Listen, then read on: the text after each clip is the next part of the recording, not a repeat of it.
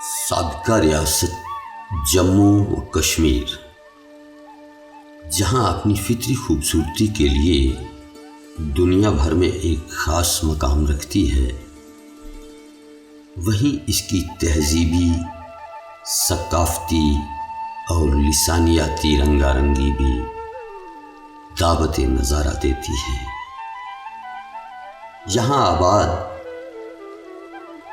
قبائل اپنے انوکھے طرز حیات کی وجہ سے کافی دلچسپ حقائق اپنے اندر سمیٹے ہوئے ہیں۔ خطۂ پیر پنچال ہو یا کیرن کرناہ کے بلند و بالا پہاڑی سلسلے، یہ لوگ کثیر تعداد میں اپنے تہذیبی اور ثقافتی ورثے کے ساتھ آباد ہیں۔ ان میں پہاڑی، گجر اور بکروال شانہ بشانہ کھڑے نظر آتے ہیں۔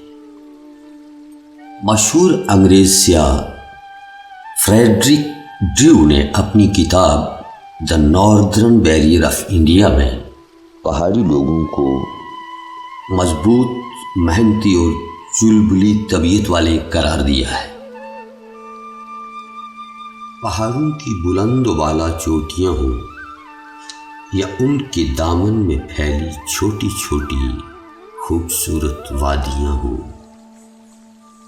ان لوگوں کی زندگی انہی میں رواں دواں رہتی ہے۔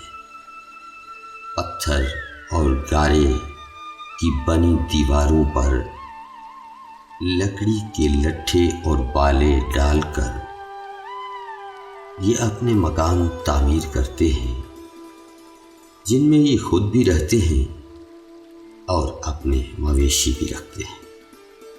یہ گھر عموماً سردیوں کے موسم میں استعمال میں لائے جاتے ہیں۔ گرمیوں کے موسم کی آمد کے ساتھ ہی یہ بالائی علاقوں میں چلے جاتے ہیں، جہاں خوبصورت چراگاہیں اور سبززار ان کا استقبال کرتے دکھائی دیتے ہیں۔ یہاں ان کے مکان چھپر نما ہوتے ہیں، جو کافی عارضی انداز کی نشاندہی کرتے ہیں۔ مویشی کھلی چراگاہوں میں چھوڑ دیے جاتے ہیں اور اس طرح یہ موسم گزارا جاتا ہے۔ سخت ترین زندگی کے بیچ کچھ لمحات فرصت کے بھی نصیب ہوتے ہیں۔ یہ لمحات اپنے مخصوص کھیلوں کے ساتھ دل بہلاوے کے لیے استعمال ہوتے ہیں۔ چیکولی کے چکر، زور آزمائی میں بہنی بگدر اور ایسا بہت کچھ دیکھنے لائق ہوتا ہے۔ دل بہلاوے کے بھی کئی طریقے ہیں۔ بھینسیں لڑانے، مرغے لڑانے، بھیڑو لڑانے، اس کے لیے تو بس سب کام چھوڑ دیے جاتے ہیں۔ بہت سے لوگ ایک جگہ اکٹھا ہو کر اپنی محنت اور طاقت کا مظاہرہ جانوروں کے پالن پوشن کی شکل میں کرتے ہیں۔ جس گروہ کا بھینسا، مرغا یا بھیڑو جیت جاتا ہے، اس کی خوشی کا تو کوئی شمار نہیں کیا جا سکتا۔ ویسے ہی جیسے کسی سلطان کو کوئی سلطنت مل جانے پر محسوس ہوتا ہے۔ گھروں میں کھانا پکانے کے لیے مٹی کے چولہے اور تنور کام میں لائے جاتے ہیں۔ یہ چولہے اور تنور ایک خاص ساخت کے بنے ہوتے ہیں، جن میں لکڑی کو جلایا جاتا ہے۔ چراگاہوں کی طرف جانے کا موسم نہایت ہی دلکش ہوتا ہے۔ چرواہے اپنے مویشیوں کو لے کر پہاڑی راستوں پر نکل پڑتے ہیں۔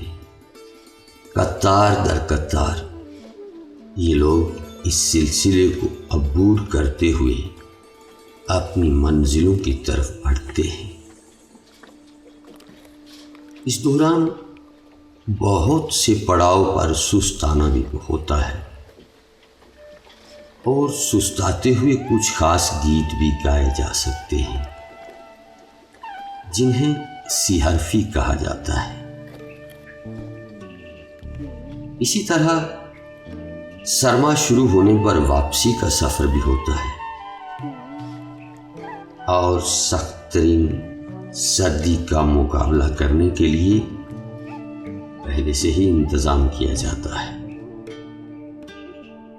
گھاس کٹائی کر کے اسے سکھا کر اور باندھ کر ایک جگہ اکٹھا کیا جاتا ہے تاکہ خشک موسم میں جانوروں کو کھانا مہیا کیا جا سکے۔ اپنے لیے کھانا بھی اکٹھا کیا جاتا ہے۔ یہ مختلف فصلوں کی شکل میں بیج نکال کر گھروں میں رکھ دیے جاتے ہیں۔